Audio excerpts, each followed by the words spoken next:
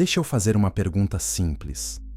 Por que o Criador do universo inteiro escolheria algo tão comum quanto pó para formar a humanidade? A Escritura nos lembra que cada detalhe da criação carrega propósito, e Gênesis 2:7 aponta para um mistério que a maioria das pessoas nunca investigou. Muitos assumem que Deus simplesmente pegou terra seca e moldou um boneco. Mas a história real é muito mais profunda do que isso. Nesta jornada, vamos caminhar em 3 etapas. Primeiro, e vamos descobrir o que as palavras originais realmente significam. Depois, vamos entender por que esse detalhe muda tudo sobre quem você é. E, finalmente, vamos revelar o que acontece quando você percebe que seu corpo carrega segredos cósmicos. E quando compreendermos essa primeira camada, a história verdadeira começa. Pense no momento da criação.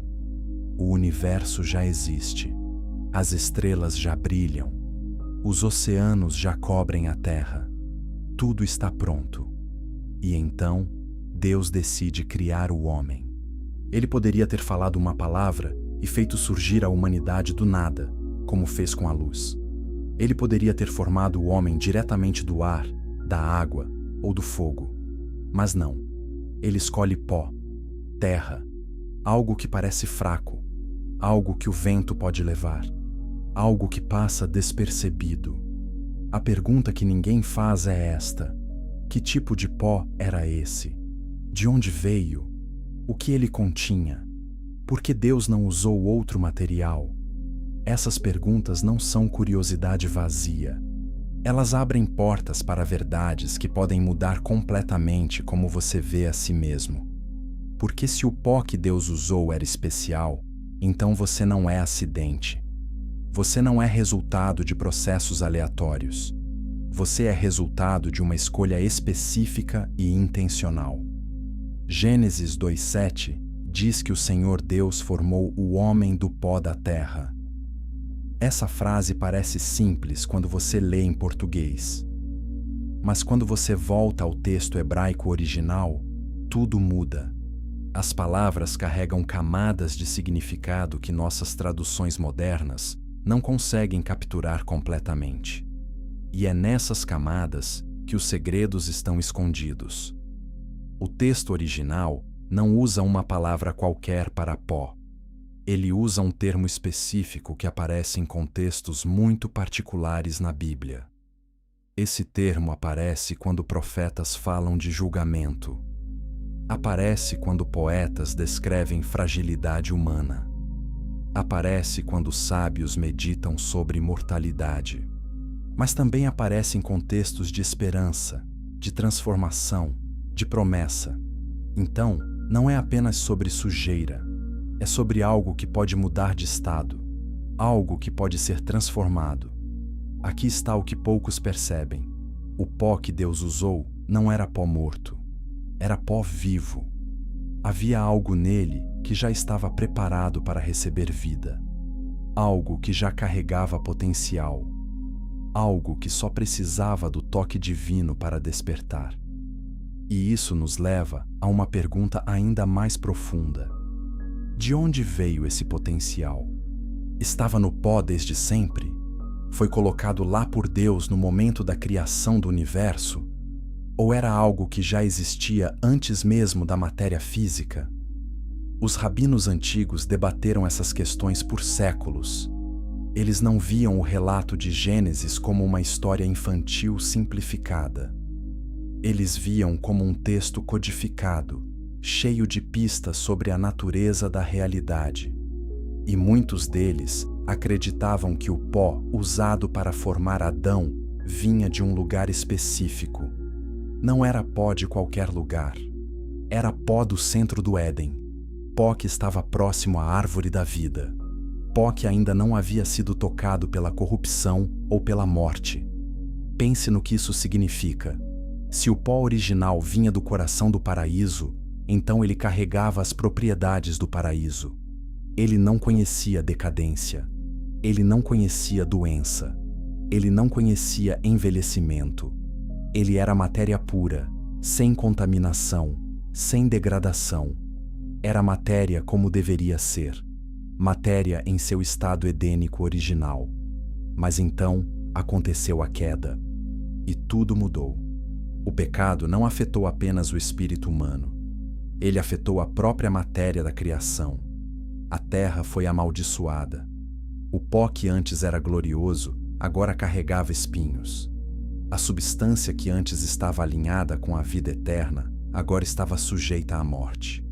E os humanos, feitos desse pó, começaram a retornar a ele. Você conhece a frase, você é pó, e ao pó voltará. Essa declaração soa como condenação, soa como fim. Mas e se não for? E se for uma pista? E se Deus estivesse dizendo algo muito mais profundo do que você vai morrer e virar terra? E se Ele estivesse revelando um ciclo, um padrão, um processo que tem começo, meio e um final glorioso que ainda não vimos? A verdade é esta: o pó sempre foi parte do plano. Desde o princípio, Deus sabia que a humanidade seria feita de matéria física. Ele sabia que seríamos criaturas híbridas, parte terra e parte céu.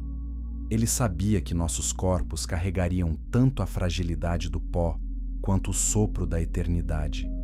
E ele planejou tudo assim porque tinha um propósito maior. Um propósito que só seria revelado plenamente milhares de anos depois, quando outro homem, feito do mesmo tipo de substância, viria para redefinir o que significa ser humano.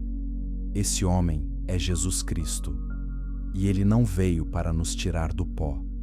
Ele veio para transformar o pó, para mostrar que matéria não é inimiga da glória, para provar que o físico pode ser habitação do eterno, para revelar que nosso destino não é escapar dos nossos corpos, mas vê-los transfigurados. Então, quando você olha para as suas mãos, você não está vendo apenas carne e osso. Você está vendo pó escolhido, pó moldado, pó que carrega a memória de Éden, pó que foi tocado pelo sopro de Deus, pó que está destinado à glória. E tudo isso começou com uma escolha divina simples mas profunda: usar pó. Mas que pó era esse? O que ele realmente continha? Vamos descobrir. Capítulo 2. Afar. O código escondido na palavra. A palavra hebraica para pó, em Gênesis 2:7, é afar. Se você nunca estudou hebraico, esse termo pode não significar nada para você. Mas para os escribas antigos, cada palavra da Escritura era carregada de significado. Nenhuma palavra era escolhida por acaso. E afar é uma das palavras mais ricas e misteriosas de toda a Bíblia. Quando você traduz afar simplesmente como pó, você perde quase tudo. Porque afar não significa apenas partículas secas de terra. Ela carrega conotações de fragmentação, de resto, de algo que já foi maior. Em alguns contextos bíblicos, afar se refere a cinzas. Em outros, se refere a ruínas. Em outros ainda, se refere à areia do mar, incontável e vasta. Aqui está o que isso nos diz. Afar não é apenas sujeira. É o que sobra depois de algo ser quebrado. É o resíduo de algo que existiu em forma diferente. É memória física de uma grandeza anterior. Então, quando Deus forma Adão do afar da terra, Ele não está pegando terra virgem.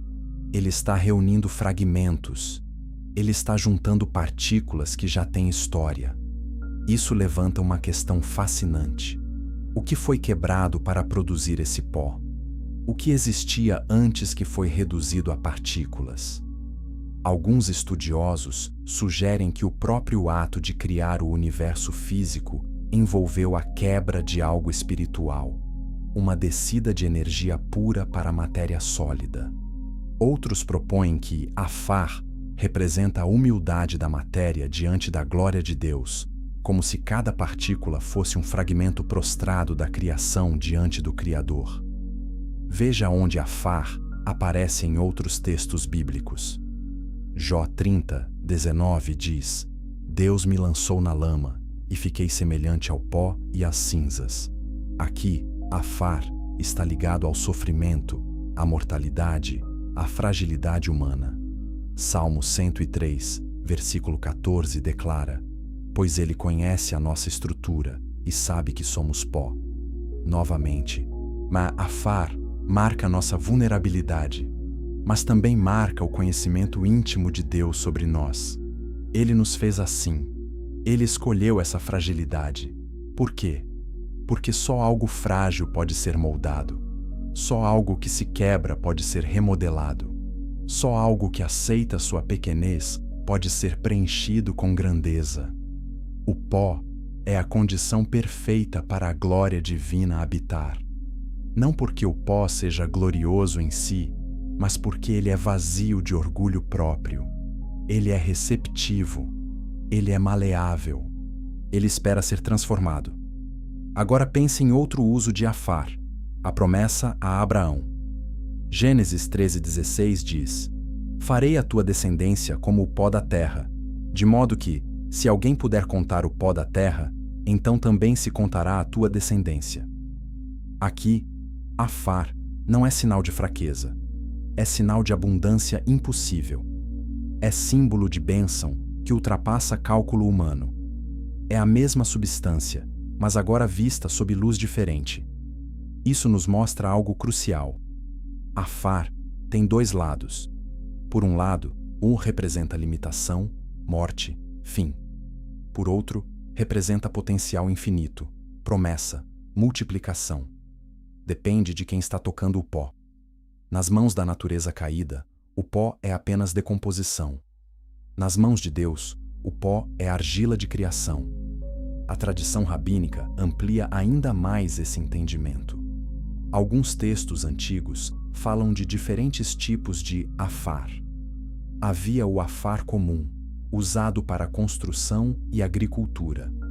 Havia o Afar sagrado, usado no tabernáculo para rituais específicos. E havia o Afar primordial, a substância original de onde tudo mais veio.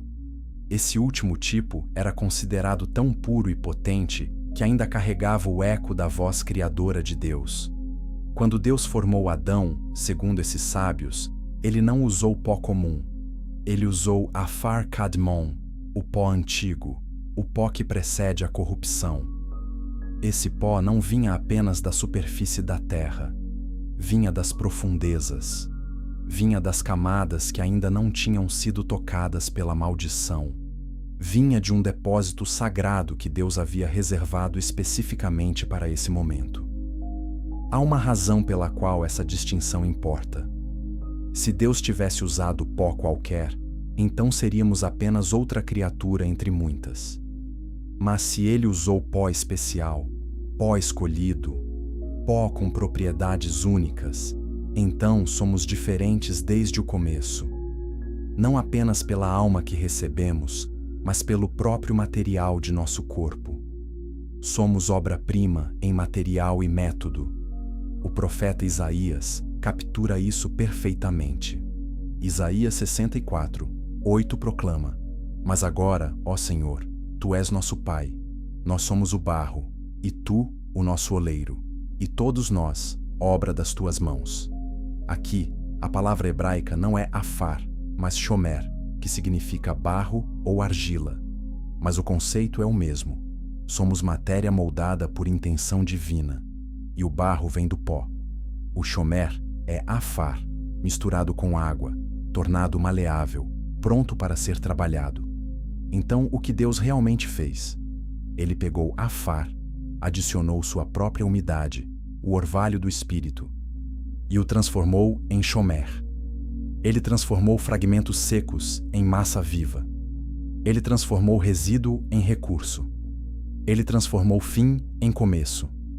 E tudo isso antes mesmo de soprar o fôlego de vida. O pó já estava sendo preparado, transformado, elevado. Isso significa que você não é produto do acaso. Você é produto de preparação meticulosa. Antes de você respirar, antes de você pensar, antes de você escolher, Deus estava trabalhando na sua substância básica. Ele estava selecionando. Ele estava misturando. Ele estava moldando. E quando tudo estava pronto, quando a forma estava perfeita, aí sim Ele soprou vida em você. Mas ainda há mais. Por que Deus escolheu fazer humanos de pó quando poderia ter feito de luz pura, como os anjos? Por que matéria física? Por que substância que envelhece, que se cansa, que precisa de alimento? A resposta está no propósito. Anjos são servos.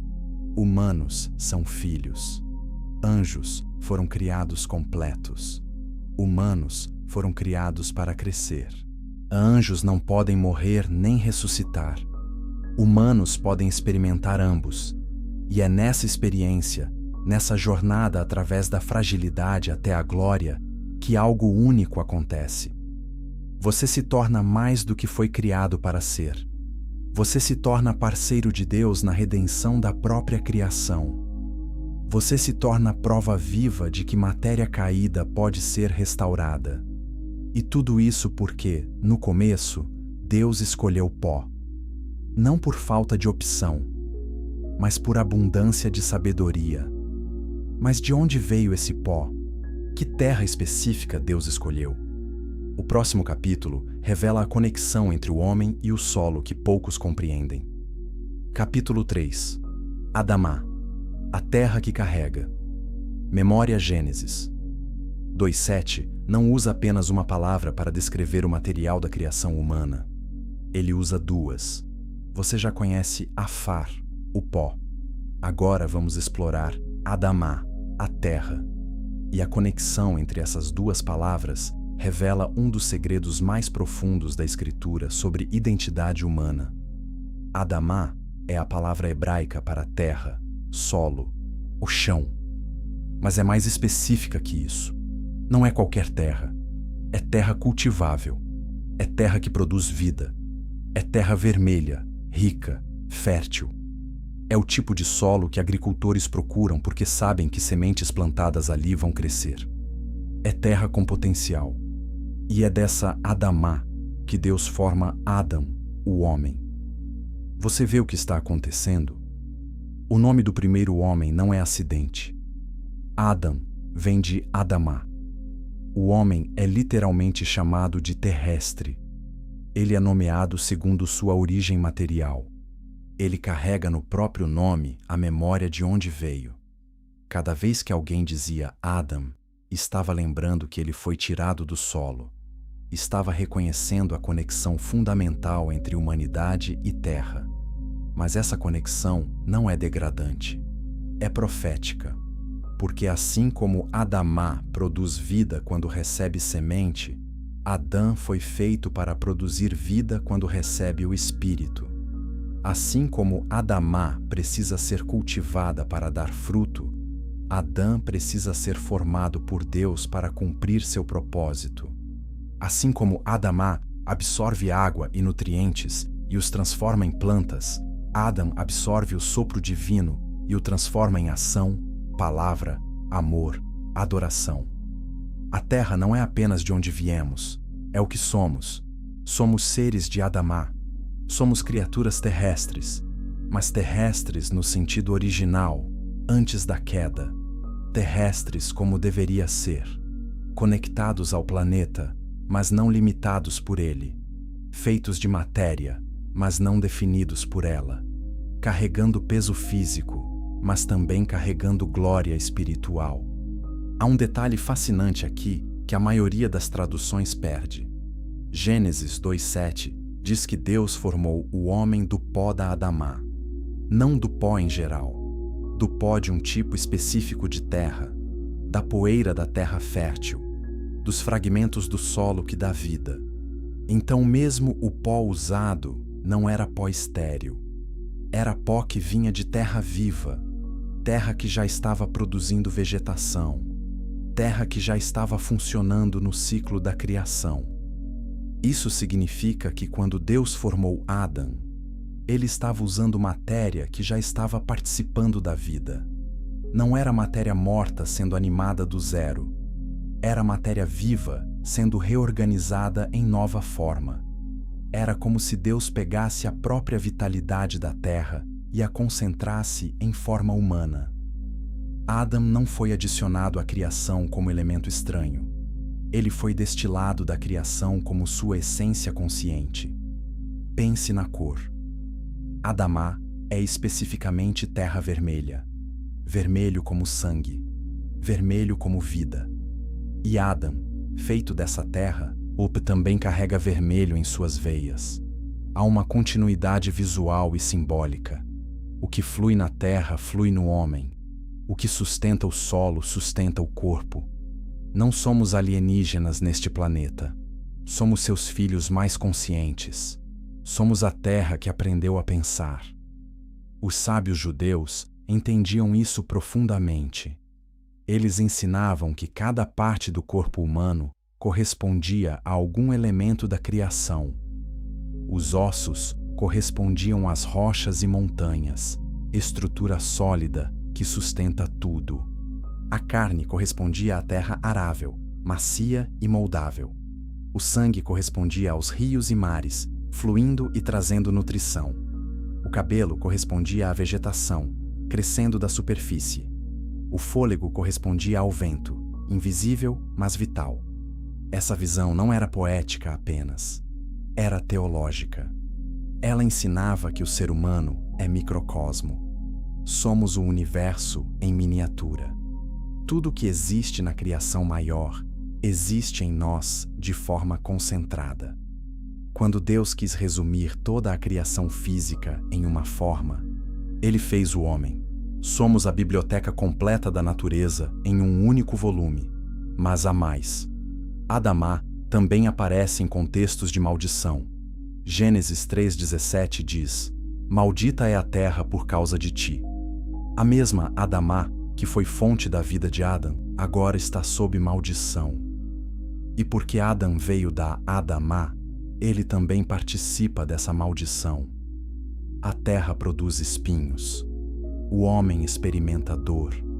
A terra resiste ao cultivo. O homem resiste à vontade de Deus. A conexão entre Adão e Adamá é tão profunda que quando um cai, o outro cai junto. Romanos 8, 19 a 22 confirma isso. A criação inteira geme, esperando a revelação dos filhos de Deus. Por quê? Porque a criação foi sujeitada à vaidade não por sua própria escolha, mas por causa daquele que a sujeitou. Quando a humanidade caiu, a terra caiu conosco. Quando formos restaurados, a terra será restaurada conosco. Nosso destino está entrelaçado. Você não pode redimir humanos sem redimir o planeta.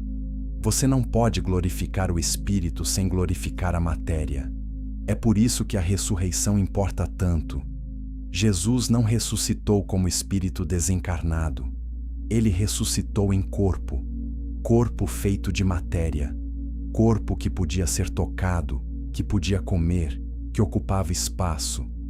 Mas era corpo transformado, era Adamá glorificada, era pó transfigurado.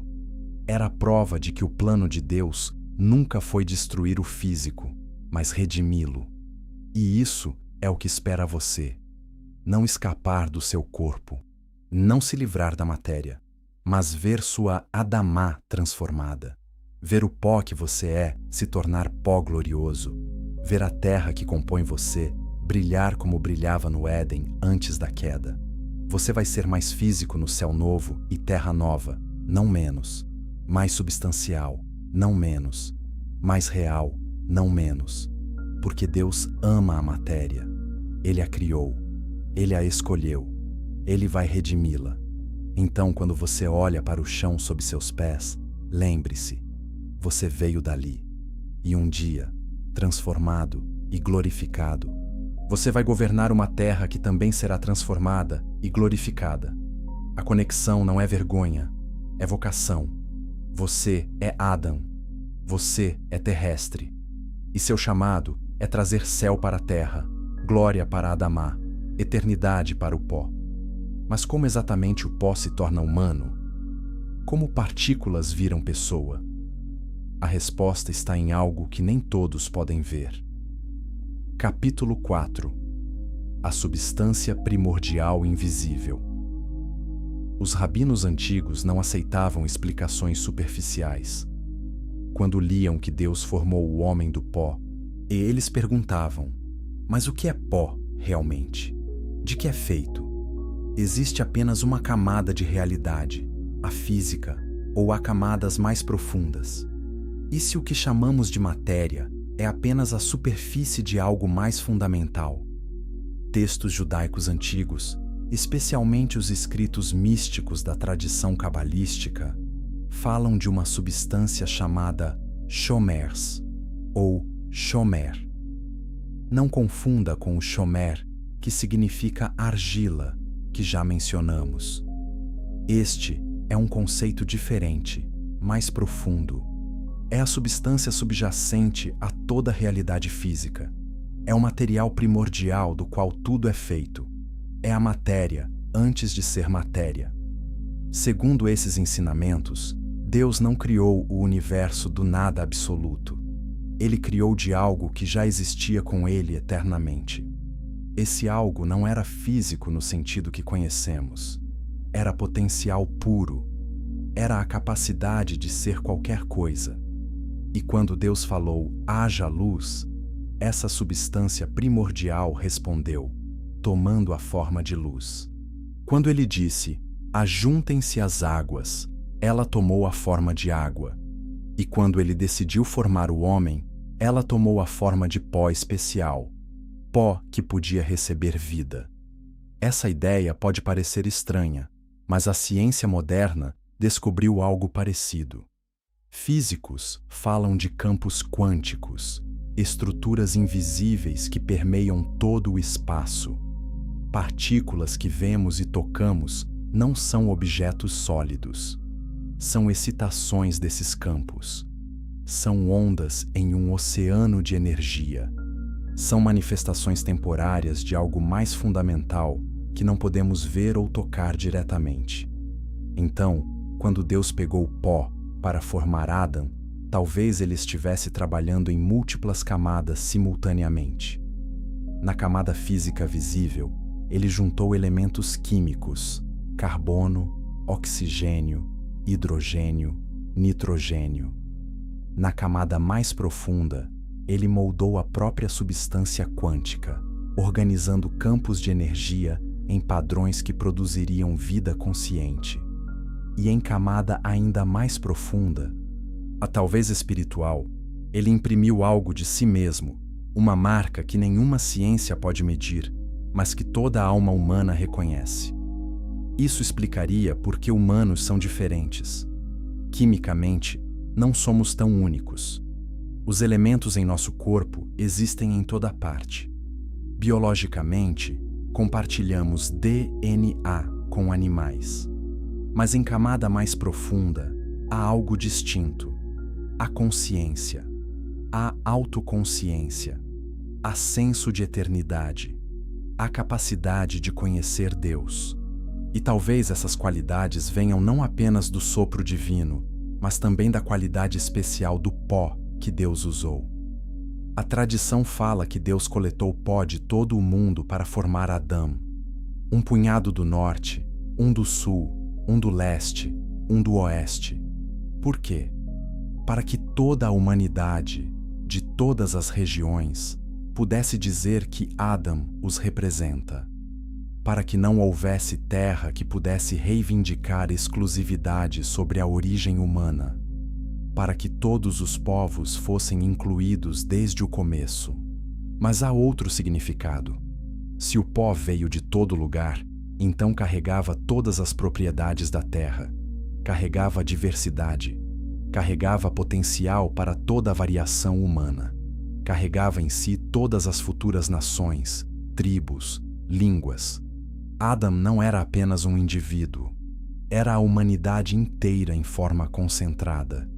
E quando ele se multiplicou, toda essa diversidade que já estava codificada no pó original começou a se expressar. Agora, Aqui está algo controverso que alguns textos antigos sugerem. O pó usado para formar Adão não era apenas terrestre. Parte dele vinha da terra, sim, mas parte vinha de mais alto. Havia cinzas de estrelas misturadas. Havia elementos que só existem nas profundezas do cosmos. Havia substância que tinha viajado bilhões de anos-luz antes de pousar na Terra. E Deus reuniu tudo isso, o celestial e o terrestre, e fez você. Não é fantasia. Astrofísicos confirmam que elementos pesados em nosso corpo foram formados em explosões de supernovas. Somos literalmente feitos de estrelas mortas. O cálcio em seus ossos, o ferro em seu sangue, o ouro em seu corpo, tudo isso foi forjado no coração de estrelas gigantes que explodiram há bilhões de anos. Seus átomos viajaram através do espaço vazio, foram capturados pela gravidade do Sol em formação, condensaram em planetas e, eventualmente, foram organizados na forma de você. Então, quando a Bíblia diz que você é feito de pó, ela está sendo literal, de forma que transcende o óbvio. Você é feito de poeira cósmica. Você é feito de restos de criação antiga. Você é feito de fragmentos que testemunharam o nascimento do universo. Há em você pedaços de realidade que são quase tão velhos quanto o tempo. E Deus escolheu essa matéria antiga, essa substância que carrega a história cósmica, para formar seres que ele chamaria de filhos. Isso deveria mudar como você se vê. Você não é pequeno. Você é resumo de tudo que é grande. Você não é insignificante. Você é concentração de significado cósmico. Você não é acidente. Você é convergência de bilhões de anos de preparação. Deus não fez você às pressas. Ele preparou os ingredientes durante eras, antes de finalmente juntá-los em você. Mas há um mistério final nesta camada. Se a substância primordial que forma todas as coisas estava com Deus desde sempre, então, em certo sentido, você existia com Deus desde sempre. Não como pessoa consciente, mas como potencial, como possibilidade, como ideia na mente divina, esperando o momento de se tornar real. E quando chegou a plenitude do tempo, Deus disse, agora, e você passou de potencial a atual, de possível a real, de pensamento a corpo. Isaías 46:10 diz que Deus declara o fim desde o princípio. Ele vê tudo de uma vez. Para Ele, você já está completo. Você já está glorificado. Você já está vivendo na eternidade. O tempo é apenas o processo de você alcançar o que Ele já vê como cumprido. E a jornada começa com pó. Pó que é mais do que parece. Pó que carrega a eternidade. Mas se o pó é tão antigo e cósmico, o que a ciência moderna diz sobre isso? Capítulo 5. Poeira de estrelas. A ciência encontra a Escritura. Durante séculos, críticos da Bíblia zombaram da ideia de que humanos são feitos de pó. Parecia primitivo, parecia ignorante. Parecia o tipo de mito que povos antigos inventavam porque não sabiam biologia. Mas então, a ciência avançou. E quanto mais aprendemos sobre a composição do corpo humano, mais a declaração bíblica parece profética. Você é feito de aproximadamente 60 elementos químicos diferentes. Oxigênio, carbono, hidrogênio e nitrogênio compõem 96% da sua massa. O resto inclui cálcio, fósforo, potássio, enxofre, sódio, cloro, magnésio e traços de muitos outros. Nenhum desses elementos é único aos humanos. Todos existem em abundância na crosta terrestre. Somos literalmente terra andante, pó organizado. Quando você morre e seu corpo se decompõe, ele retorna exatamente aos mesmos elementos que formavam a terra antes de você nascer. Você é pó, e ao pó volta. Mas aqui está a parte incrível. Esses elementos não se originaram na Terra. Eles vieram do espaço. O universo jovem, logo após o Big Bang, continha apenas hidrogênio e hélio. Todos os elementos mais pesados foram formados depois, e dentro de estrelas. Estrelas são fornalhas nucleares onde átomos leves são fundidos em átomos mais pesados. E quando uma estrela gigante morre em explosão de supernova, ela espalha esses elementos pelo espaço. Eventualmente, esses elementos se agrupam para formar novas estrelas, planetas e, sim, pessoas. O astrônomo Carl Sagan disse: "Somos feitos de matéria estelar." Ele estava certo. Cada átomo em seu corpo, exceto o hidrogênio, foi criado em uma estrela. O carbono que forma a base de toda a molécula orgânica em você foi forjado em uma estrela de carbono. O oxigênio que você respira foi criado quando uma estrela massiva fundiu hélio. O ferro em seu sangue que transporta oxigênio foi formado nos últimos segundos de vida de uma estrela gigante, momentos antes de ela explodir. Pense na jornada. Há bilhões de anos, uma estrela gigante, talvez 100 vezes maior que o Sol, queimava no espaço.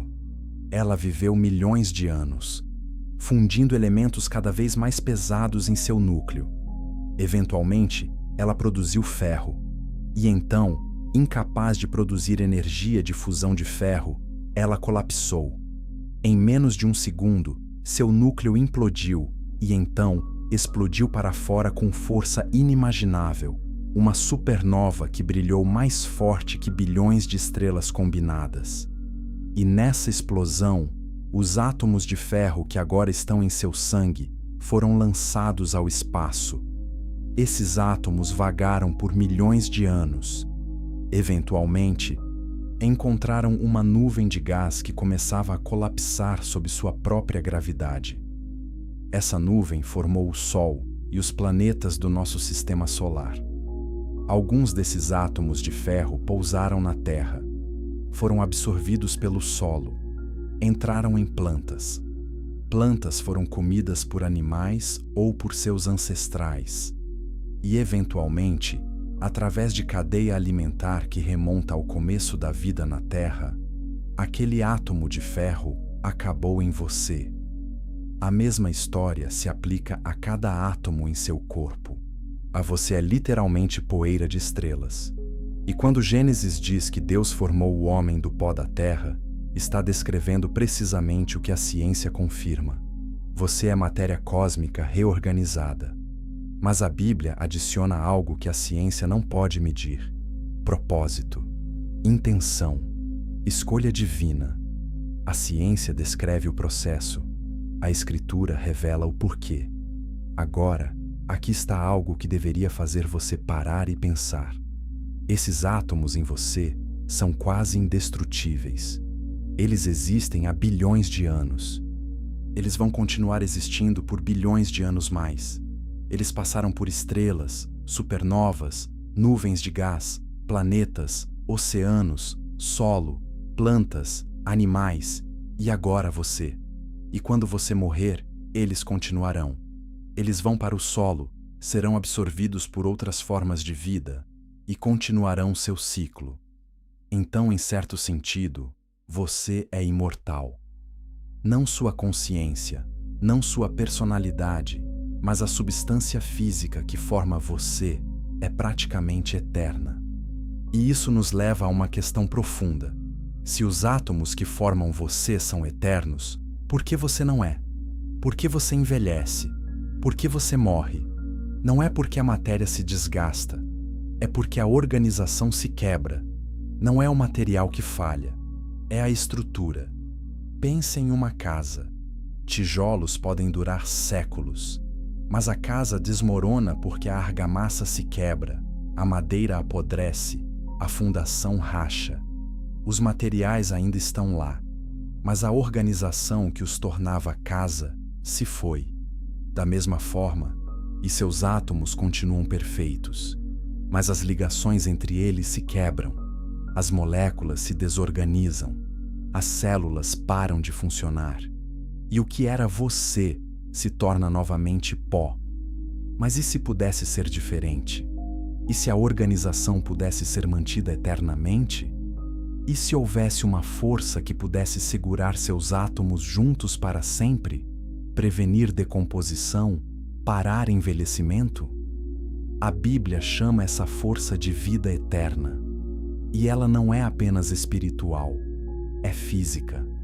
É a promessa de que um dia, os átomos que formam você serão reunidos novamente, reorganizados, mas desta vez em estrutura que não pode se quebrar. Corpo glorificado, corpo ressurreto, corpo eterno. Cientistas hoje falam de entropia, a tendência de sistemas organizados se tornarem desorganizados ao longo do tempo. É segunda lei da termodinâmica. Tudo tende à desordem, mas a vida resiste à entropia. Organismos vivos mantêm ordem.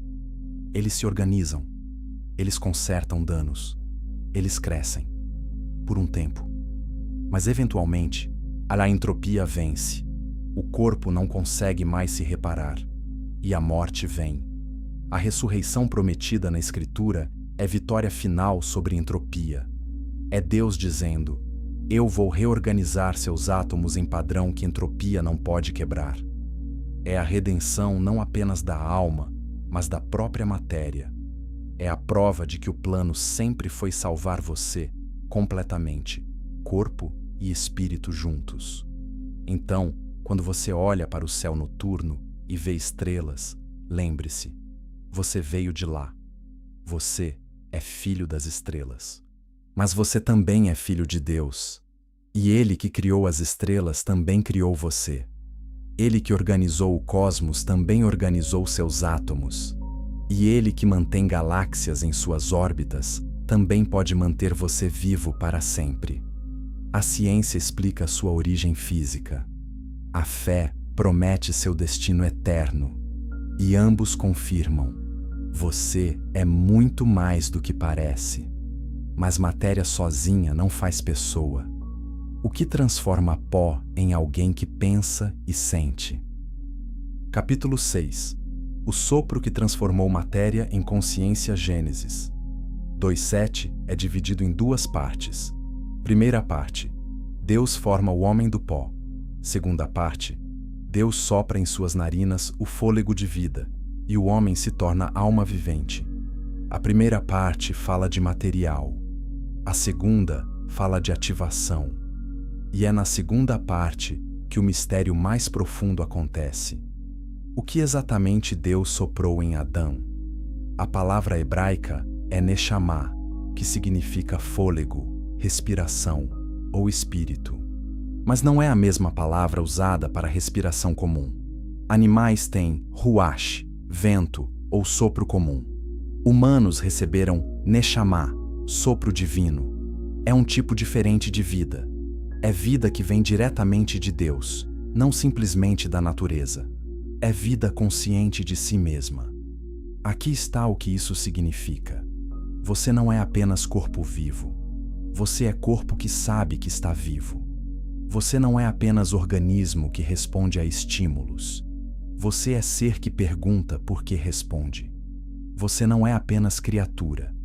Você é criatura que busca o Criador. E essa diferença não vem do pó, vem do sopro. Pense no momento.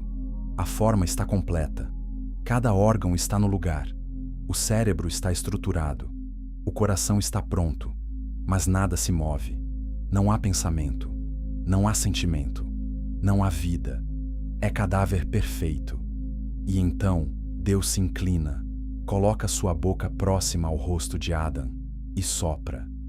O que entrou em Adão naquele momento não foi apenas ar. Foi algo de Deus mesmo. Foi parte da essência divina. Foi centelha do eterno. E quando essa centelha tocou o pó, tudo mudou. Neurônios começaram a disparar. Coração começou a bater. Sangue começou a fluir. Pulmões se expandiram pela primeira vez. Olhos abriram. E pela primeira vez na história, o universo ganhou testemunha consciente, algo que podia olhar para trás para Deus e dizer: eu sou. Esse eu sou é o milagre. Não é apenas vida biológica, é autoconsciência. É a capacidade de refletir sobre própria existência. É saber que você sabe. É pensar sobre pensar. E nenhuma ciência pode explicar completamente como isso surge de matéria. Você pode mapear cada neurônio no cérebro. Você pode rastrear cada impulso elétrico. Mas em nenhum lugar você vai encontrar o eu. Ele está lá, mas não é feito de átomos. Ele é emergente. Ou, como a Bíblia diria, ele é soprado. Filósofos chamam isso de problema difícil da consciência. Como arranjo de matéria produz experiência subjetiva? Como neurônios se tornando sentimentos? Como eletricidade se torna pensamentos? Como química se torna eu? A resposta materialista é, de alguma forma, ela simplesmente surge. A resposta bíblica é, não surge. É dada. Deus soprou. E aqui está o que torna humanos únicos. Nenhuma outra criatura recebeu esse sopro direto. Gênesis 1 descreve Deus criando animais apenas dizendo: produza a terra. Eles surgiram da natureza por comando divino. Mas humanos, Deus fez diretamente, com suas próprias mãos e com seu próprio fôlego. Há intimidade na criação humana que não há em nenhuma outra. Há toque pessoal. Há investimento divino. Jó 33, 4 confirma: o Espírito de Deus me fez, e o sopro do Todo-Poderoso me deu vida. Jó entende que sua vida não é acidente químico. É dom direto. É intenção manifesta. E por causa desse sopro, ele carrega algo de Deus em si. Você também carrega. Todo humano carrega. Essa é a base da dignidade humana. Não nossos talentos, não nossa moralidade, mas o fato de que Deus soprou sua própria vida em nós. Agora, há debate teológico sobre se esse sopro criou a alma ou se o sopro é a alma. Alguns dizem que humanos são compostos de 3 partes: corpo, alma e espírito. Outros dizem 2, corpo e alma. Mas todos concordam que há algo imaterial em você. Algo que sobrevive à morte do corpo. Algo que é você de forma mais fundamental do que seu corpo é você. Quando seu corpo morre, os átomos continuam. Mas eles não são mais você. O que fazia aqueles átomos específicos serem você se foi. Para onde? A Bíblia diz que volta para Deus que o deu. Eclesiastes 12:7 declara: e o pó volte à terra, como era, e o espírito volte a Deus, que o deu. Há separação na morte. O pó vai para um lugar, o espírito vai para outro. Mas há promessa de reunião. Um dia, o espírito vai voltar e reclamar o pó, e você vai ser completo novamente, mas desta vez, imortal. É importante entender: o sopro não é apenas para criar vida. É para sustentar vida. Jó 34, 14 a 15 diz: se Deus pensasse apenas em si mesmo e recolhesse o seu espírito e o seu sopro, toda a carne juntamente expiraria e o homem voltaria para o pó. Cada respiração que você toma é renovação do sopro original. Você não vive por sua própria energia. Você vive porque Deus continua soprando vida em você a cada momento. Pare de respirar por alguns minutos e você descobre quão dependente você é. Mas há camada mais profunda. O sopro de Deus não é apenas biológico. É relacional. É conexão. É comunicação. Quando Deus soprou em Adão, ele estabeleceu linha direta entre si e o homem. Não intermediário. Não distância. Boca de Deus para nariz de Adão. É intimidade máxima. E essa intimidade era suposta ser permanente. Adão podia falar com Deus naturalmente porque carregava parte do próprio fôlego de Deus. Então, o pecado entrou, e a conexão foi cortada. Não completamente. O sopro ainda estava lá, ou Adam teria caído morto. Mas a frequência mudou. A linha ficou cheia de estática.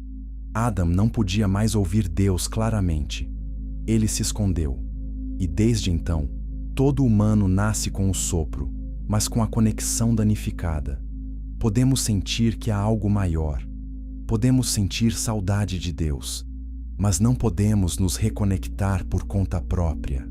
É por isso que Jesus importa. Ele não veio apenas perdoar pecados. Ele veio restaurar o sopro. João 20, 22 descreve: E havendo dito isto, e assoprou sobre eles, e disse-lhes: Recebei o Espírito Santo. Jesus está reencenando Gênesis 2. Ele está soprando vida nova. Ele está restaurando a conexão. E desta vez, o sopro não é apenas para um homem. É para todos que creem. O que Adam perdeu, Cristo restaura. Mas há ainda mais mistério no pó. Algo invisível está escrito em você. Capítulo 7. DNA. O código divino. Escrito no pó. Dentro de cada célula do seu corpo, há uma molécula chamada DNA.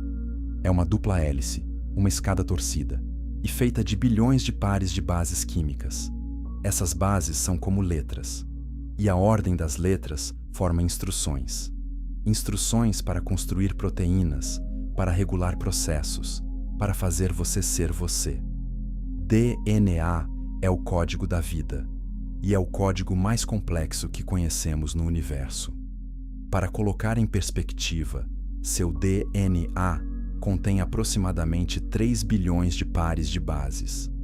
Se você imprimisse o código genético humano em livros, precisaria de 200 volumes do tamanho de guia telefônica. E tudo isso está compactado em núcleo de célula tão pequeno que você precisa de microscópio para ver. A densidade de informação é insuperável. Nenhuma tecnologia humana chega perto.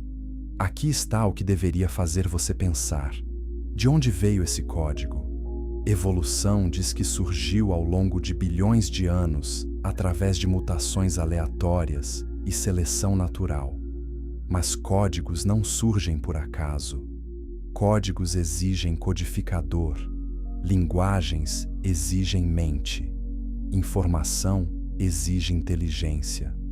Quando você vê letras organizadas em palavras organizadas em frases organizadas em parágrafos, você não assume que o vento soprou tinta em papel aleatoriamente.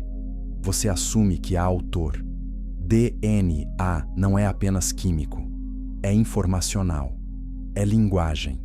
E toda linguagem vem de mente. Então, quando Gênesis diz que Deus formou o homem, talvez parte desse formar incluísse escrever código, programar DNA, inserir instruções, criar software biológico antes de iniciar o hardware. E quando tudo estava escrito, quando o código estava completo, aí sim Deus deu vida ao corpo que o código especificava. Há detalhes fascinantes aqui. DNA usa 4 bases químicas: adenina, timina, guanina e citosina. Nós as abreviamos como A, T, G e C. E a ordem dessas letras determina tudo sobre você: sua altura, cor dos olhos, tipo de cabelo, predisposições de saúde e incontáveis outras características. Mas aqui está o incrível. Humanos compartilham 99,9% do DNA. Toda a diversidade que vemos entre bilhões de pessoas vem de apenas 0,1% de diferença.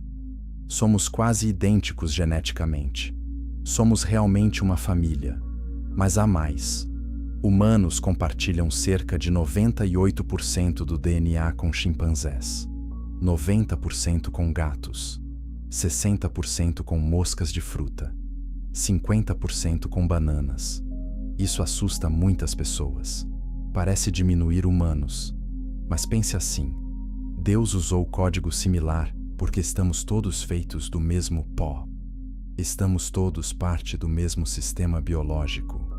Mas aquele 1 a 2% de diferença entre humanos e animais mais próximos faz toda a diferença. Essa pequena variação produz linguagem, arte, música, tecnologia, moralidade, religião. Pequena mudança no código, grande mudança no resultado. E há algo único no DNA humano que cientistas descobriram e que é profundamente misterioso. Há sequências no nosso genoma que não aparecem em nenhum outro lugar na árvore evolutiva. Há genes que parecem ter sido inseridos. Não há ancestrais óbvios para eles. É como se alguém tivesse editado o código e adicionado algo novo. Evolucionistas propõem várias explicações: transferência horizontal de genes, vírus antigos, etc. Mas para quem crê, é tentador ver isso como evidência do sopro divino, como marca digital de autoria. Há também mistério no chamado DNA lixo. Durante anos, cientistas pensavam que 98% do DNA humano não fazia nada. Parecia ser resíduo de evolução, código antigo que não serve mais. Mas pesquisa recente mostra que muito desse lixo, na verdade, regula quando e como genes são ativados. É como pontuação e formatação em texto. Não são palavras, mas são essenciais para o sentido. E ainda estamos apenas começando a entender o que todo esse código faz. Aqui está algo profundo. DNA não é estático. Ele muda durante sua vida. Epigenética é o estudo de como ambiente e comportamento podem ligar ou desligar genes sem mudar a sequência do DNA. Suas escolhas, sua dieta, seu estresse, até suas experiências, tudo pode afetar quais genes são expressos. Você não é apenas produto de código que recebeu ao nascer. Você é produto de como esse código responde à sua vida. A interação entre destino e liberdade, entre programação e escolha. E isso nos leva de volta ao pó.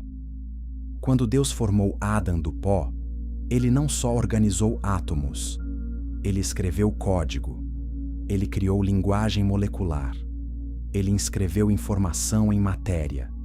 E essa informação não era apenas biológica, era teológica, era profética. O DNA humano, desde o início, carregava potencial não apenas para a vida terrena, mas para a vida eterna. Carregava código que um dia seria compatível com o corpo ressurreto. Tudo já estava lá, esperando ser ativado. Salmo 139, 13 a 16, captura isso perfeitamente. Pois tu formaste o meu interior, tu me teceste no seio de minha mãe. Graças te dou, visto que por modo assombrosamente maravilhoso me formaste. Os teus olhos me viram a substância ainda informe. E no teu livro foram escritos todos os meus dias, cada um deles escrito e determinado, quando nenhum deles havia ainda. Davi está descrevendo DNA. Ele está descrevendo código escrito antes de corpo ser formado. Ele está descrevendo informação que precede existência física. Você é palavra falada. Você é pensamento articulado. Você é ideia codificada em carne. E o autor que escreveu, você conhece cada linha de código. Ele sabe onde há bugs, onde há vulnerabilidade, onde há força. E ele prometeu que um dia vai reescrever as partes corrompidas. Vai corrigir os erros introduzidos pela queda. Vai atualizar seu sistema operacional para a versão glorificada. E você vai finalmente funcionar como foi projetado desde o princípio. Mas esse pó original, de onde exatamente ele veio? Que lugar especial na criação forneceu o material para o primeiro homem? Capítulo 8. O pó do Éden. Antes da queda. A Bíblia não diz explicitamente de qual parte da terra Deus coletou o pó para formar Adão. Mas tradição judaica não deixa esse detalhe sem resposta. Textos antigos sugerem que o pó não veio de lugar comum. Veio do centro do Éden. Veio de próximo à árvore da vida. Veio de solo que ainda não havia conhecido morte, doença ou corrupção. Por que isso importa? Porque significa que o material original de Adão não era material caído. Era material perfeito. Era pó antes da maldição. Era substância em estado de glória, não de degradação. E se Adão tivesse permanecido obediente, ele teria continuado em corpo feito desse pó glorioso para sempre. Ele nunca teria experimentado decomposição, porque a matéria da qual era feito não conhecia decomposição. Pensem como era o Éden. Não havia espinhos, não havia pragas, não havia doenças, não havia envelhecimento visível. A natureza funcionava em harmonia perfeita. E o solo de onde plantas cresciam estava alinhado com vida, não com morte. Havia ciclo, sim. Folhas caíam, apodreciam, nutriam nova vida. Mas não havia violência nesse ciclo. Não havia dor. Era morte que serve vida, não morte que é fim. E de solo assim, Deus formou o homem. Não de terra estéril e seca, não de deserto, não de lugar tocado por julgamento ou maldição, mas de jardim, de paraíso, de lugar onde Deus caminhava. E esse solo carregava as propriedades do paraíso, carregava vitalidade, onde carregava bênção, carregava algo da própria presença de Deus. Alguns textos rabínicos vão além. Eles dizem que o lugar exato de onde o pó foi coletado se tornou mais tarde o lugar do altar no Templo de Jerusalém. O mesmo solo que deu origem ao primeiro homem se tornou o lugar onde sacrifícios seriam oferecidos para redimir a humanidade. O mesmo chão que testemunhou o nascimento de Adão testemunharia derramamento de sangue para salvar seus descendentes. Assimetria profunda aí. Redenção acontece onde criação aconteceu. E há mais. Tradição também sugere que quando Adão foi expulso do Éden após o pecado, ele levou consigo um punhado daquele pó original. E ele guardou como lembrança. Lembrança do que foi, lembrança do que perdeu, e lembrança do que poderia ser novamente. Talvez seja lenda, mas a verdade teológica é clara. Humanos carregam memória do Éden em seu próprio corpo. Há algo em nós que lembra, ainda que vagamente, que fomos feitos para mais do que conhecemos agora. Quando você sente nostalgia sem razão clara, talvez seja isso. Quando você olha para pôr do sol e sente saudade de algo que não consegue nomear, talvez seja isso. Quando você experimenta momento de beleza tão profunda que traz lágrimas, talvez seja isso. Seu corpo, feito de pó edênico, lembra. Suas células carregam memória de estado anterior e elas anseiam voltar. Romanos 8 fala disso. A criação inteira geme. Por quê? Porque ela lembra. Ela foi boa. Ela foi muito boa. E então foi amaldiçoada. E desde então, cada átomo de matéria criada carrega tensão entre o que é agora e o que deveria ser, entre realidade atual e propósito original. E essa tensão não vai ser resolvida por evolução. Vai ser resolvida por redenção, por restauração, por nova criação. Aqui está algo controverso. Alguns teólogos propõem que a transformação física de Adão após a queda não foi apenas espiritual, foi literal. Seu corpo mudou. O pó glorioso começou a se degradar. Processos de envelhecimento que não existiam antes começaram. DNA começou a acumular erros de cópia. Células começaram a morrer mais rápido do que eram substituídas. E gradualmente, ao longo de centenas de anos, Adão envelheceu e morreu. Se isso é verdade, então o pó que compõe você agora não é o mesmo tipo de pó que compunha Adão antes da queda. É pó degradado, pó sob maldição, pó que carrega marcas de pecado, não apenas moralmente, mas fisicamente. E isso explica por que doença existe, por que defeitos genéticos acontecem, por que corpo falha. Não é design ruim, é design corrompido. É sistema operacional perfeito rodando em hardware danificado. Mas aqui está a esperança. A redenção prometida não é apenas para almas, é para corpos, é para o próprio pó. 1 Coríntios 15, 42 a 44 descreve: semeia-se o corpo em corrupção, ressuscita em incorrupção. Semeia-se em desonra, ressuscita em glória. Semeia-se em fraqueza, ressuscita em poder.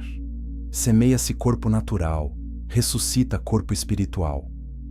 O mesmo corpo, o mesmo pó, mas transformado, restaurado ao estado edênico, melhor que edênico, porque agora testado e provado através de queda e redenção. Você não vai receber corpo totalmente novo feito de material diferente. Você vai receber seu corpo restaurado, renovado, glorificado. Os mesmos átomos que compõem você agora, reunidos, reorganizados e revestidos de vida indestrutível. Deus não joga fora sua criação original. Ele a redime, ele a restaura. Ele prova que seu design original era perfeito e que pecado era apenas interrupção temporária, não destino permanente. E tudo isso se torna possível através do segundo Adão, através do homem que não foi formado do pó do Éden, mas que trouxe o Éden de volta ao pó caído. O homem que não foi contaminado pela queda, mas que veio redimir seus efeitos. Cristo, o segundo Adão, é o tema do próximo capítulo. E entender ele é entender o destino final do pó que você é. Capítulo 9. O segundo Adão, Cristo e a reconexão perdida. Paulo chama Jesus de último Adão, em 1 Coríntios 15:45. Não apenas outro Adão, o último, o final, aquele que completa o que o primeiro começou, aquele que desfaz o que o primeiro quebrou. E entender Jesus como segundo Adão muda completamente como você lê tanto Gênesis quanto os Evangelhos. Adão foi formado do pó da terra. Jesus foi formado no ventre de Maria. Mas espere, qual é a diferença real? Onde Maria comeu comida que veio da terra, aquela comida se tornou tecido de seu corpo, incluindo o ventre onde Jesus cresceu. Jesus foi nutrido por sangue de Maria, que veio de comida, que veio de terra. Então, Jesus também foi formado de pó. Ele também é terrestre. Ele também carrega os mesmos elementos químicos que Adão carregava. Ele é genuinamente humano, genuinamente feito da mesma substância. Mas há diferença crucial. Jesus foi concebido pelo Espírito Santo, onde seu DNA não veio apenas de processos naturais. Houve intervenção divina, e por causa disso, ele nasceu sem pecado. Ele carregava pó humano, mas pó não corrompido. Pó redimido desde o início. Pó que funcionava como deveria funcionar. Ele era Adão antes da queda, mas vivendo depois da queda. Ele era humano perfeito em mundo imperfeito. E tudo que Adão falhou em fazer, Jesus fez. Adão foi tentado em jardim de perfeição e caiu. Jesus foi tentado em deserto de desolação e venceu. Adão desobedeceu o comando simples sobre árvore. Jesus obedeceu o comando impossível de ir à cruz. Adão trouxe morte ao mundo. Jesus trouxe vida. Adão foi expulso do Éden. Jesus abriu caminho de volta. Mas Jesus não veio apenas corrigir erros passados. Ele veio estabelecer nova realidade. Ele veio mostrar o que o humano glorificado parece. E toda sua vida foi demonstração disso. Quando ele acalmou tempestade, estava mostrando que o humano restaurado tem autoridade sobre criação. Quando ele multiplicou pães, estava mostrando que o humano glorificado não é limitado por escassez. Quando ele andou sobre água, estava mostrando que corpo redimido não é escravo de física caída. Quando ele curou doentes, estava mostrando que toque humano alinhado com Deus traz restauração, não contaminação. E então ele morreu. E com sua morte, algo profundo aconteceu ao pó humano. Quando Jesus expirou na cruz, ele entregou o Espírito. O sopro voltou ao Pai. E o corpo foi colocado em túmulo. Pó retornando ao pó. Mas pense no que o túmulo continha: corpo de homem sem pecado. Pó humano que nunca havia sido corrompido por desobediência. Carne que tinha morrido não por suas próprias falhas, mas por falhas de outros. Era pó injustamente morto. E esse pó não podia permanecer morto. Atos 2:27 cita a profecia: Não deixarás a minha alma no inferno, nem permitirás que o teu santo veja corrupção. Corrupção é o processo de decomposição. É o pó se desfazendo. E corpo de Cristo não podia se desfazer porque não havia base justa para isso. Morte não tinha reivindicação legítima sobre ele. Então, no terceiro dia, o sopro voltou. O Espírito reentrou o corpo. E algo novo aconteceu. Não foi apenas ressuscitação.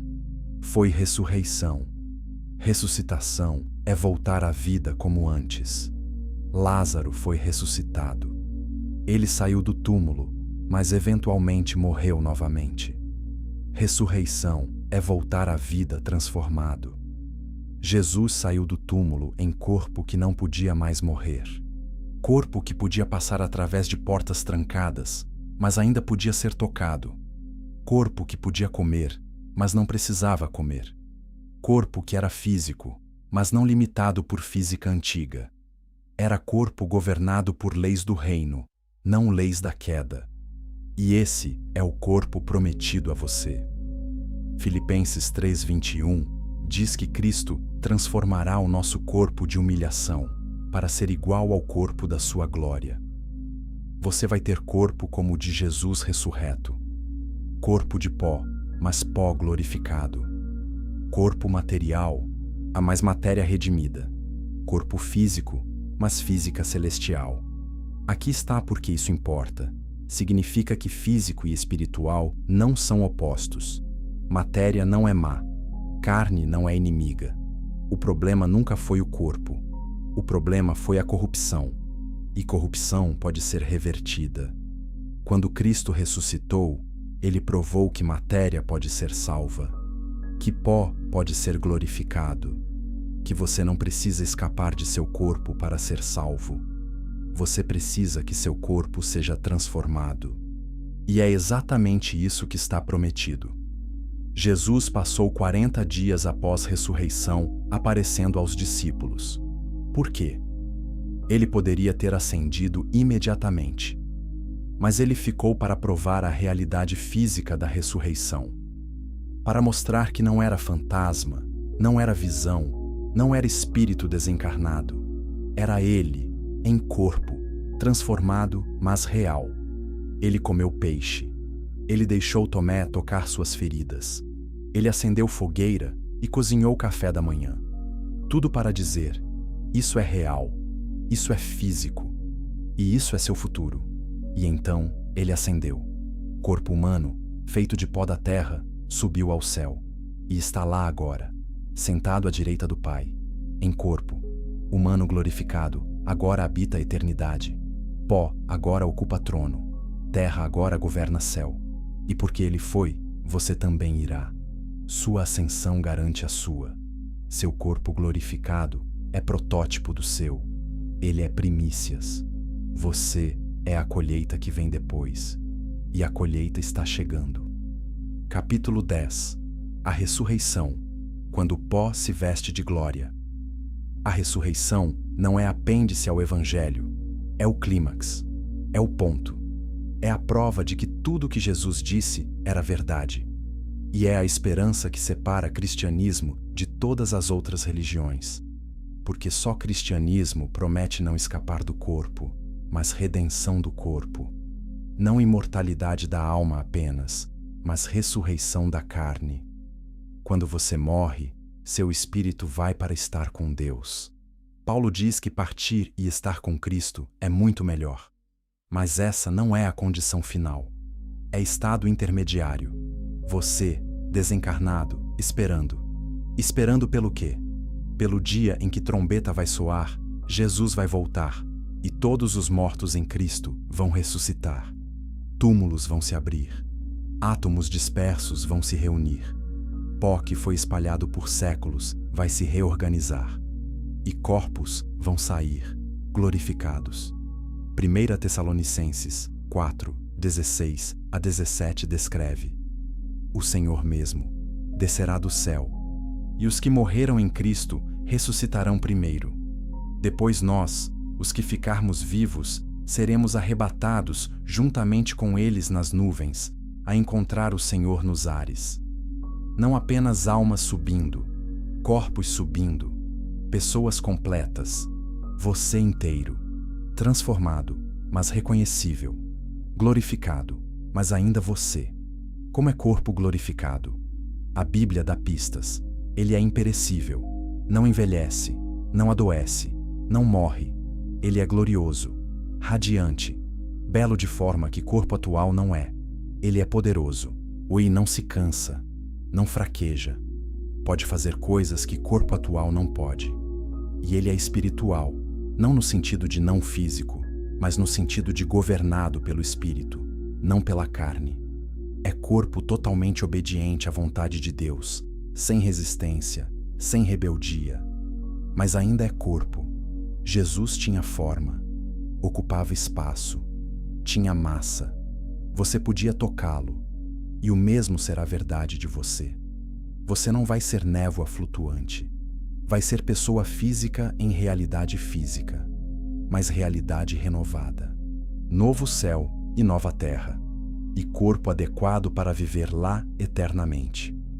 Agora, aqui está a pergunta que muitos têm. Se meu corpo foi cremado, ou se foi destruído completamente, como posso ressuscitar? A resposta está no poder de Deus. O mesmo Deus que criou você do pó originalmente pode recriar você do pó novamente. Ele sabe onde cada átomo seu está. Ele pode reuni-los. Ou, se necessário, ele pode criar novos átomos. O que importa não é que átomos exatos sejam reutilizados, mas que você seja reconstituído. Sua identidade é garantida não por continuidade de partículas, mas por conhecimento de Deus. Ele te conhece. Ele te chama por nome. E quando ele chama, você responde, em corpo. Há mistério aqui que não podemos penetrar completamente. 1 Coríntios 15, 35 a 38, usa a analogia de semente. Você planta semente e ela morre. O que cresce não parece nada com a semente.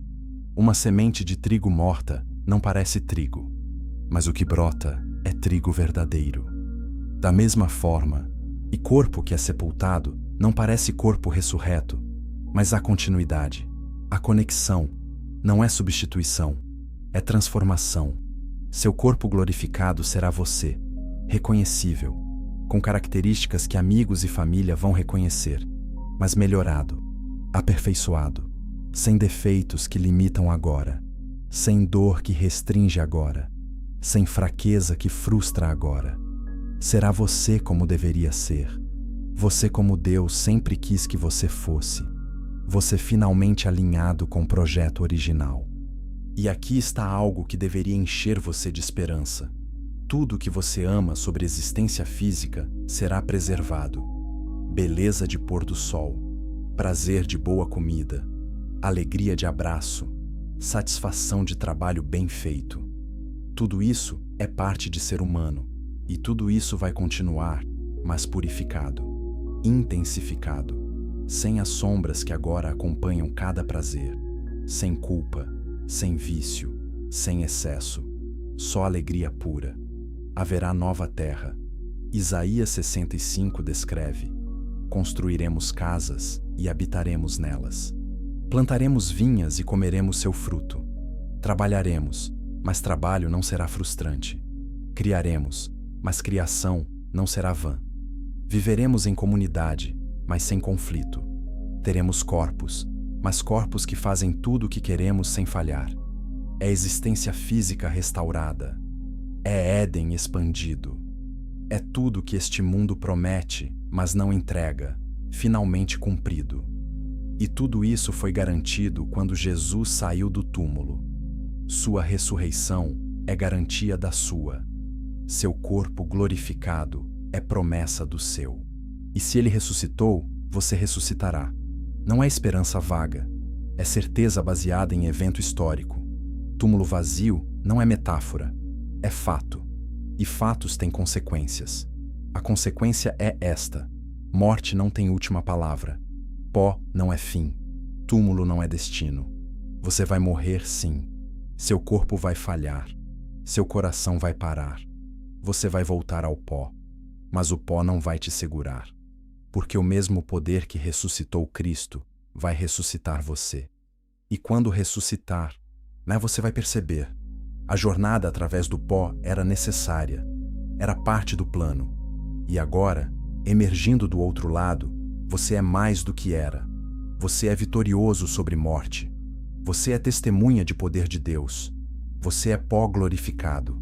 Então, o que significa tudo isso para como você vive hoje? O último capítulo entrega a verdade final.